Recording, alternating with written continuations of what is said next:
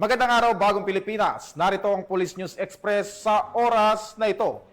Inanunsyo ni Chief PNP Police General Nicolas Torre III ang pagdaragdag ng mental health support bilang isa sa option sa 911 emergency hotline sa kanyang mensahe sa sinagawang Monday flag raising sa Camp Crame.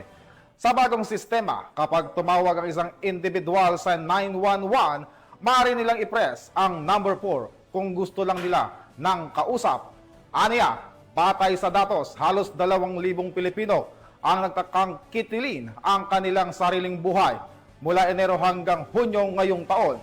Ibinahagi rin ng hepe na noong siya ay District Director. Personal siyang nakasaksi ng masaklap na epekto ng kawalan ng mental health support na nag-udyok sa kanya na itulak ang 911 Press 4 Initiative. Isa sa mga gusto natin sa ating 911 na choices, kung may gusto lang kayong kausap, choice number 4. Because when you dial 911, press 1 for police assistance. Press 2 for fire assistance. Press 3 for health emergencies. And press 4 kung may gusto lang kayong kausap. That will be for mental health.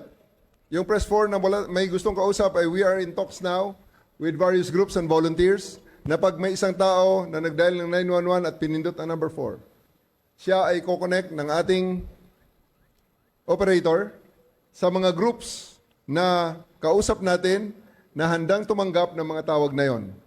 Marami sa ating mga kababayan na nangangailangan lang ng kausap since January to June in the first half of the year. Almost 2,000 Filipinos killed themselves. Suicides. Diyan sa isang syudad kung saan ako naging district director, niraise ko rin ang alarm. Dahil nung aking tenure, sa isang buwan, merong 15 na nagpakamatay. That is 1 every 2 days.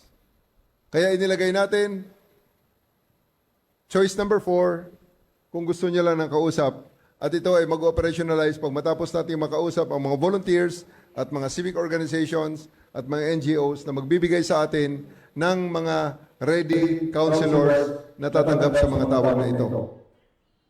Ibinahagi rin ni Police General Torre na kasalukuyang inimbestigahan ng Anti-Cybercrime Group ng PNP ang dumaraming kaso ng bullying at cybercrimes. Isa rin sa nagtulak sa kabataan para saktan ang sarili. Giit niya, hindi papayag ang PNP na yurakan ang dignidad ng mga Pilipino. Isang portion ng papakamatay ay naging biktima ng bullying. Both physical bullying at online bullying. Right now, our ACG are investigating sizable number of bullying cases online.